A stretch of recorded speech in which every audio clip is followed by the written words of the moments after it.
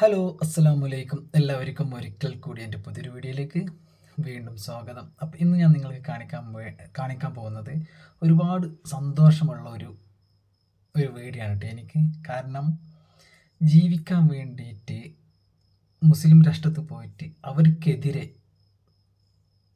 കുരച്ച് ചാടിയ കുറച്ച് ചാണകസംഖ്യകളുണ്ട്. അവരിപ്പോൾ ഖത്തർ ജയിലിലാണ്. അത് കേട്ടപ്പോൾ ഒരുപാട് സന്തോഷമുണ്ട്. അതും ഈ വാർത്ത കൊടുത്തത് ആരാണെന്നറിയോ? അതാണ് ഏറ്റവും വലിയ തമാശ. അപ്പോൾ എന്തായാലും നമുക്ക് ആ വീഡിയോ ഒന്ന് കണ്ടു നോക്കിയാലോ. 40ഓളം ഹിന്ദുത്വവാദികൾ ഖത്തർ ജയിലിൽ.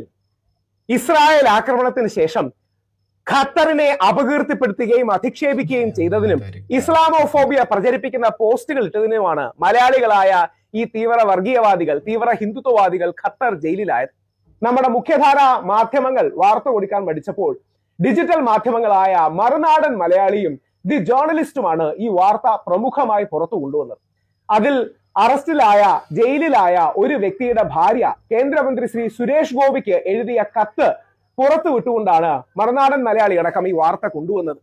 ചീപ്പായ ഇസ്ലാമോഫോബിയ, വില കുറഞ്ഞ മുസ്ലിം വിരോധം, അല്ലെങ്കിൽ വളരെ മലയാളികളെ എല്ലാം നാണം കെടുത്തുന്ന തീവ്രമായ വർഗീയതയും മുസ്ലിം വിരോധവും അങ്ങനെ വിഷം വമിപ്പിച്ചതിന് ഖത്തർ 40 തീവ്ര ഹിന്ദുത്വവാദികളെ ജയിലിൽ ഇട്ടിരിക്കുകയാണ്.